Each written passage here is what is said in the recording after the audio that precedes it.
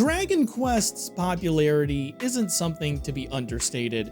In Japan, it's basically a pillar of video game history. And merchandise. Lots of merchandise. And when you have an intellectual property large enough to merchandise to the point of producing cute coffee mugs and keychains, you're going to try and spread points of contact with it as far as the eye can see. Dragon Quest isn't just a single series with N iterations. It houses multiple spin-off series ranging a wide variety of genres and platforms, sometimes exclusive platforms. But nothing can stop me. Nothing. Except maybe a lack of translation tools, and import prices, scalpers, language barriers, region locking. Okay, a lot can stop me, but nothing will stop me when it comes to the series we're covering today. The year is 1995, and Dragon Quest is at its peak. Kind of. Dragon Quest VI has just released to usual series success, but after a seemingly rough production and steep price tag. Spike Chunsoft had departed from the series, and another developer studio, Heartbeat, took up the reins. Despite the trouble, things were looking good. What could possibly dethrone Dragon Quest from its position as a best-selling franchise in Japan? モンスター全部で150種類。通信ケーブルでモンスター取り替えっこ。スーパーゲームボーイならカラーで綺麗。仲間が増えるロールプレイング。ポケットモンスター。Oh no. Oh, this is going to crap in Dragon Quest's pants for sure.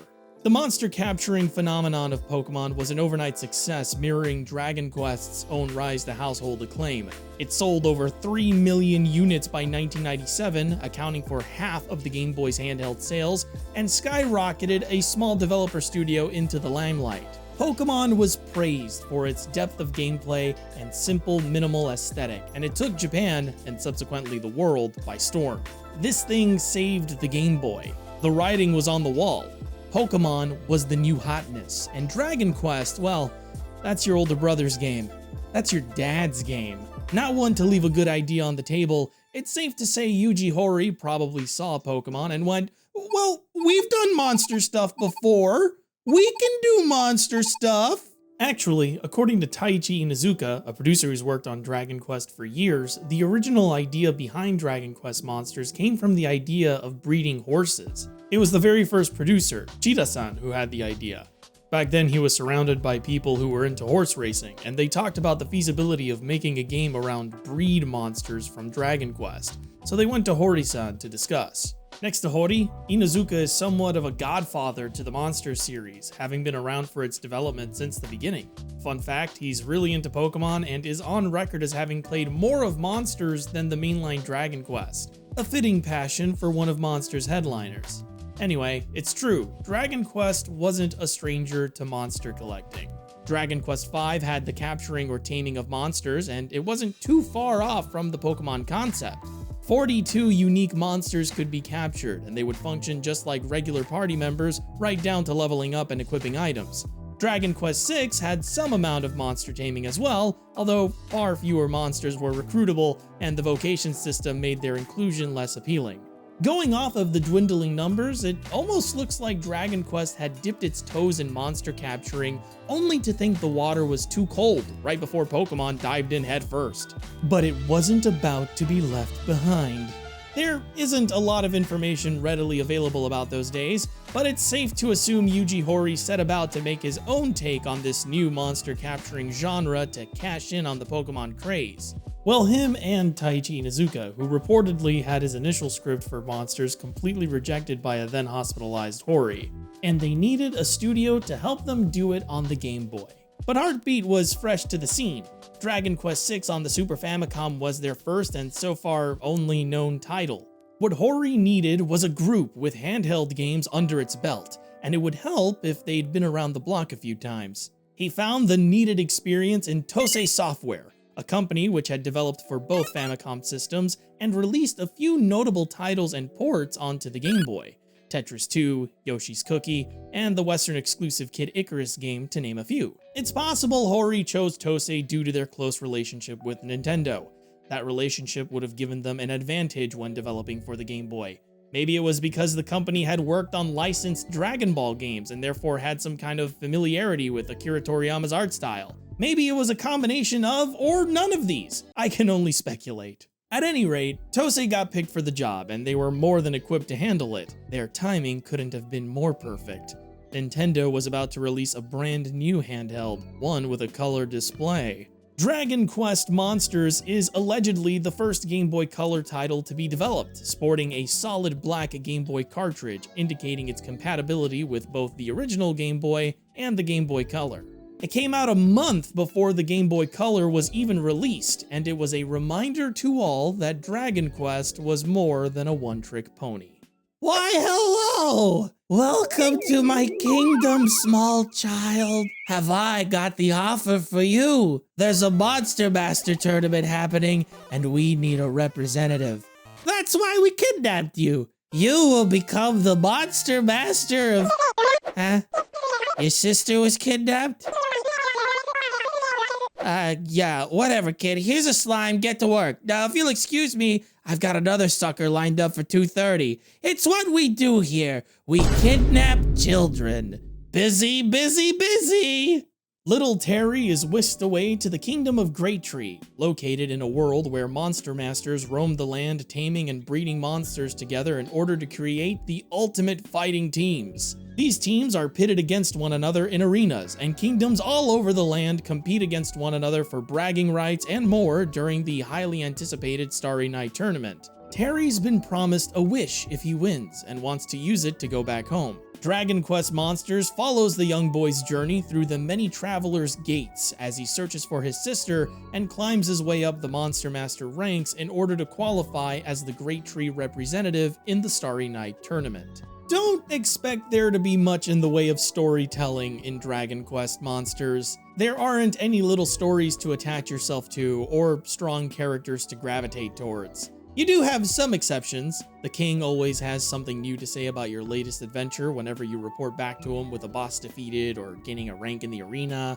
And the townsfolk of Great Tree will have new conversations with you and move about the place whenever you make progress. But there's nothing to really focus on in Dragon Quest Monsters in terms of a true narrative, save for a couple of scenes with a mysterious figure you can recognize from a mile away. What Monsters could have really used was a recurring antagonist or rival of some kind. It would have really tied together what little storytelling there is in Monsters nicely. Dragon Quest Monsters is all about delving into various dungeons to search for and train monsters. Each floor of the dungeon has a hole you have to fall into in order to go deeper. As your search for hole continues, you'll find a whole slew of items scattered about the dungeon, ranging from healing items, to meat for taming monsters, to battle equipment you can use to assist your monsters in fights. At the bottom of every dungeon's holes is a boss monster which may or may not be recruitable, but you only get one shot at taming them, since once you beat them, they're gone for good. Taming the bosses gives you a major boost, since these monsters tend to be rare or have high stats compared to your current party, but let's back up for a second. Navigating dungeons in Monsters isn't this simple. See, dungeon floors are randomized, possessing an expanding collection of tile sets the further into the game you get. They'll have bonus rooms like item shops that will buy your items for more gold, or treasure rooms, and even trap rooms where every treasure chest might be a mimic. You can encounter rival monster masters on random floors in the dungeon and even steal their monsters from them, which is cool. You can find battle priests who will heal your entire party from death if you beat them, creating a sort of risk versus reward gamble when finding one. And if your party wipes in the dungeon, you don't just lose half your gold like a traditional Dragon Quest, you also lose all of the items you collected. But completing dungeon runs and retaining your items is the key to your success, because the only way to make the money you need to enter arena battles is by selling the surplus of items you still have on you when you beat the dungeon. And inventory is limited. Over time, as dungeons get longer, knowing when to use items to free up space or flat out discard them in favor of more expensive items is important. But the more expensive item isn't necessarily the more practical one. Sometimes you'll wrestle with removing a healing item from your inventory in order to keep a snow staff that you know sells for thousands of gold, only to then desperately need that healing item, party wiping, and losing your fancy staff anyway. Randomly generated floors, randomized special events, a focus on inventory management, and the stakes of extending a dungeon run for more rewards at the risk of losing it all? Is Dragon Quest Monsters a roguelike? Yes! You're essentially trying to complete roguelike dungeons of increasing difficulty for more valuable items that you can then sell in order to fund the price of your arena battles, which allows you to rank up and unlock more dungeons for you to explore, which gives your party more XP, which makes them stronger, which in turn allows you to breed them into even more powerful monsters, which you can then use to defeat stronger arena challenges. And it's not even Monsters' central appeal. The monster breeding in Dragon Quest Monsters, The Search for More Whole, is its bread and butter. Monsters essentially fuse together into a brand new level 1 creature, except it inherits the skills of its parents, and depending on their level, gains bonuses to stat growth. This ensures your new monster will be exponentially stronger than its predecessors once it levels up. It also means monsters you breed are always stronger than their wild counterparts, making breeding a core aspect of advancing through dungeons and arena battles. The strongest monsters can only be obtained through breeding, including a lot of famous boss monsters from other Dragon Quest titles. Just like in Pokemon, there's a certain catch-em-all attitude applied to collecting every single monster in Monsters. Yuji Horii was pretty clear about his reasons for having exclusively bred monsters. It was a way to encourage training up your roster. プレイヤー的には強いモンスターを育てていきたいわけですよね。強いモンスターになる配合結構こだわりましたね。だからこういうモンスターは配合でしかできないとかね。全部がそのやっぱり野良で仲間になると育てる意味がなくなっちゃうんで。But Pokemon may not be the only inspiration behind Dragon Quest Monsters. Taming monsters by giving them items, recruiting in the dungeons, fusing them together for more powerful versions, all of this might be inspired by the Shin Megami Tensei series, which had popularized the idea of monster catching before either Dragon Quest or Pokemon. Even the dungeons of Dragon Quest Monsters kind of emulate the dungeon crawl aspects of SMT. Monsters seems to be a nice blend of SMT's dungeon stylings, Dragon Quest's battle system, and Pokemon's lighthearted aesthetic. It's that battle system which really sets it apart from the other two. The classic Dragon Quest turn-based combat with a twist. The monsters can do the work for you. And sometimes, they have to. In the dungeons, it's possible to command your monsters directly so long as their wild stat is low enough for them to hear you out. Despite that, you often don't feel the need to command your monsters directly, as the more generic instructions create the desired behaviors, and the monsters are pretty smart. They heal when they need to, they use abilities when they know the monster in question is weak to it, and they'll even defend a telegraphed super attack if you tell them to be cautious right after a boss charges one up. In the arena, you can't command your monsters at all besides giving them general advice, and it's here where Monsters shines. Your ability to RPG is what gets you through dungeons, but it's your party composition, the personality of your monsters, and the abilities you've bred into them that earn you arena victories. The roguelike dungeon running of Dragon Quest Monsters is the planning phase, and it's the arena battles where that plan needs to execute flawlessly. And speaking of flawless, how about that hardware? From the sound of it, Dragon Quest Monsters is a fairly large title. How'd they get it to fit on the Game Boy? Yuji Horii says, with a lot of careful wording. メモリもないんで、いかに短い文章で面白くするかっていうんで、表現すごいこだわってましたね。だからモンスターもちょっと仲間でそれこちらを見て、はいしますかはいっていう。With over 100 of them in-game, every single monster has a sprite and piece of artwork for the overworld and battle screen. While they are existing monster designs, Monsters was the first handheld Dragon Quest game, which means all these sprites and additional pieces of art for each monster was made brand new and had to somehow fit inside the limited space of an original Game Boy cartridge, on top of, you know, the rest of the game. There's a huge amount of different floors to encounter with varied appearances and gimmicks, not to mention unique floors housing each boss encounter. To squeeze all of this into that tiny cartridge is incredibly impressive, and probably why you can only give monsters 4-letter names. They had to save space somewhere. There isn't a whole lot left to say about Dragon Quest Monsters, and it's sort of indicative of its weaknesses. The gameplay loop of Dragon Quest Monsters is very strong, but can it hold your attention and interest long enough to see it through to the end?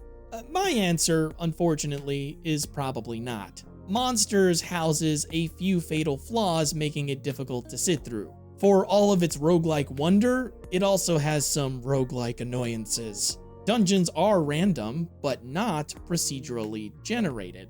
They all pull from the same expanding set of rooms, meaning a dungeon in the endgame will have floors that are identical to dungeons from early on, and this happens often enough to be a real letdown, especially when you're teased with a new tile set or environment only for it to disappear entirely from your run. As dungeons get longer and enemies stronger, your odds of having a party wipe increases. While it's no big deal early on, navigating 26 floors of a dungeon, even with the special item directing you to the hole on every floor, takes an obscenely long time. And revival spells and items are scarce, meaning you can lose a party member mid-run and know with certainty you won't stand a chance against the boss. To make matters worse, there's no guaranteed way to end a run early aside from remembering to trudge up to the shop to buy a warp wing item before you go on another dungeon run. This is tedious and odd.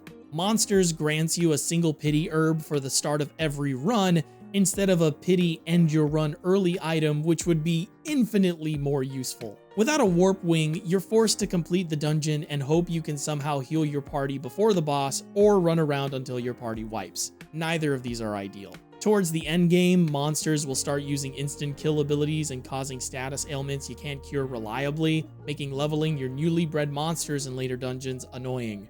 And just in general, the monster breeding really isn't as strong of a pool as it's made out to be. At some point, it gets exhausting having to breed another monster from scratch and grind out the levels it needs to catch up to the rest of your party. Without any story to follow or real forward momentum to be had, the constant breeding and training turns into a grind you can barely tolerate. By the end of Dragon Quest Monsters, I was trying my best to always make forward progress and frequently found it bottlenecked by another difficulty spike urging me to fuse more monsters and grind them up again.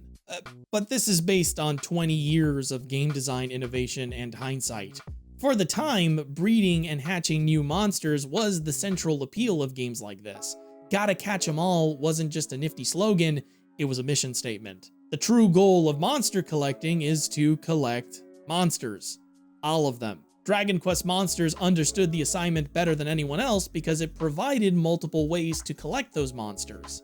And what it didn't get right left room for a sequel to improve. And we were getting one because Monsters was basically an instant success. It sold over 1 million copies in the 3 months it was out in 1998, and later went on to double that number. Inazuka says it's all thanks to planned tournaments for Monsters propping up the sales. At first it wasn't received well at all, but starting from about the month after release, we had preliminaries for a national competition between players at stores around the country, and starting with that, player reactions began to improve more and more. It didn't sell as well as Pokemon Red and Green, but it certainly made an impact on audiences in Japan. The original Dragon Quest Monsters wasn't one to be ignored. It might not have set the stage for the monster collecting genre, but it established that the genre could be wider than anticipated. It might not have outsold Pokemon, but it made more than enough to solidify its place as an additional series to the Dragon Quest brand. It also might have inspired Pokemon in at least one way. In 1999, when Game Freak released a sequel to the Pokemon games, it noticeably contained egg breeding, a way to make stronger Pokemon out of the ones you already possessed. Whether this was intentionally derived from Monsters or just plain coincidence is hard to say, but I'd like to think Dragon Quest Monsters and Pokemon were bouncing ideas off of each other, discovering this semi-new genre together. It wasn't too soon after Pokemon Gold and Silver that Yuji Horii once again teamed up with Tosei Software to create Dragon Quest Monsters 2, Cobi and Terra's Journey in 2001. Monsters 2 improves on much of the original, but also takes heavier inspiration from Pokemon as well. For starters, it was released as 2 separate versions with their own unique monsters to catch. It boasted a greater number of monsters, supplemented by the slew of new designs introduced in Dragon Quest VII, and added an entirely new monster type. Monsters 2 even added more interactivity with the overworld. You can unlock the ability to swim over water tiles, fly over sky tiles, and destroy rocks and trees standing in your path. Sounds familiar, doesn't it? It might seem like the sequel was trying too hard to be like Pokemon, but on the contrary, Dragon Quest Monsters 2 is when the Dragon Quest Monsters series starts to more accurately identify as Dragon Quest. Cobi and Terra are two Monster Master siblings who've recently moved to the island of Great Log. When the great tree supporting the island begins to drain its life force away after the naval plug comes undone, it's up to Cobi and Terra to search worlds unknown for a suitable replacement for the plug itself. Along the way, they'll have to solve the dilemmas found in each world, capture new monsters, breed them into stronger forms, and keep up with Prince Kameha's dastardly antics. Time to vote in Dragon Quest Monsters 2. Yeah, wait, wrong series. Sorry, force of habit. What sets Monsters 2 apart from its predecessor is a focused storyline with those magical Dragon Quest-esque vignettes we all know and love. Short stories taking place in each of the worlds we have to travel to, with small side characters and unique NPCs fleshing out each space. Whether it's a rambunctious king who gets ahead of himself or an elusive mermaid queen who seeks your aid, Monsters 2 tells a Dragon Quest story from minute 1. Prince Kameha is a solid recurring antagonist / rival, showing up at the worst of times to further complicate the challenges the siblings must face, and every now and again a little Monster Master kid challenges you to a monster battle. And not for nothing, but the NPCs in your hub world are more interesting characters than what you'd find in Monsters 1 by virtue of being directly related to your protagonists, the antagonist, or having a closer relationship to the siblings in general. Rather than being a stranger in a strange land, you're simply the newest arrival to a neighborhood. Trying to save Great Log from sinking into the ocean is a better catalyst for getting to know these NPCs than doing everything in your power to leave it is. Dragon Quest Monsters 2 did away with the roguelike nature of Monsters 1 in favor of this traditional Dragon Quest experience. While the roguelike elements of Monsters 1 were cool, you don't particularly miss them in Monsters 2. Static dungeons tend to be smaller but more purposefully designed.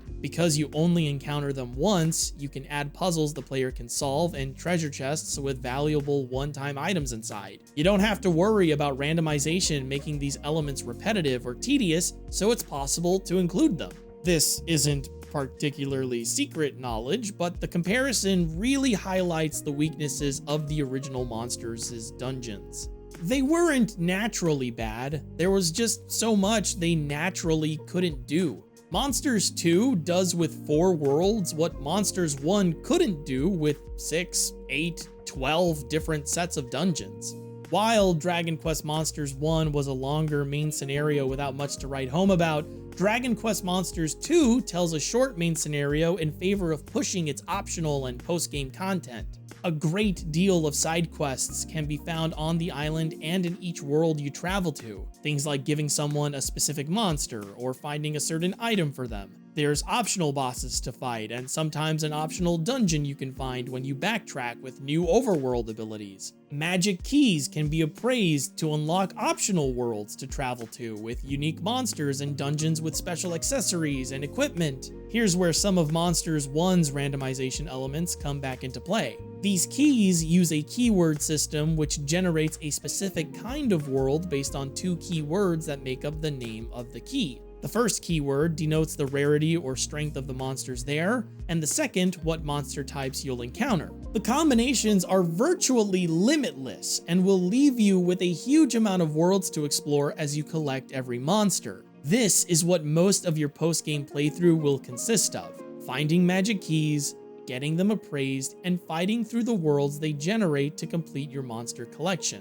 But remember what I said earlier, Monsters 2 came out as 2 separate versions, with unique monsters to catch and unique magic keys to obtain. If you're a veteran of the Dragon Quest series, then these magic keys might sound a little familiar to you. Dragon Quest IX features a similar idea in the form of treasure maps you can collect and trade with other players for, which would yield interesting rewards or powerful monsters to fight. But that game won't be out for another 8 years. When you're playing Dragon Quest Monsters 1 and 2, You're not just playing another Dragon Quest spin-off, you're playing the first time Dragon Quest ever became a true multiplayer experience. You're touching history. Monsters introduced a social aspect to the series we hadn't seen before. Trading monsters, breeding monsters together, trading keys, pitting your teams against one another, or cooperating to fight monsters together. Monsters cared less about what you were doing on your own and more about how what you were doing was going to influence your future social interactions. Were you grinding monsters up to beat your friend's team? Or were you trying to build them up to breed them with their monsters into newer, powerful versions? Was this about collecting them all, or was it more about spending time with a friend? Okay, it was about collecting them all. But the idea behind collecting them all was to engage with other players in order to expedite the process. And this idea worked out in Dragon Quest Monsters 2's favor. It was at the top of the sales charts the week it came out, and the third best-selling game in 2001. People were enamored with this cute handheld monster collecting series, and this was just the beginning. Nowadays, the Monsters series is nearly as popular as the mainline Dragon Quest series itself, with fans all over the world pining for more adventures. It's a spin-off series with its own sub-series even. As for the original two entries, they've been remade and re-released a couple times over and remain a constant staple in the Dragon Quest lineup. With quality of life improvements and graphical updates, not to mention those remakes reimagining the dungeons and overall gameplay loop, Dragon Quest Monsters 1 and 2 have turned out to be timeless. It's hard to imagine the Dragon Quest series without the Monsters spin-offs backing them up, and hard to believe the list of releases is so long. But strap yourselves in, because we're going to cover as many as we possibly can. My name's GC, and welcome to the Dragon Quest Monsters Questrospective series.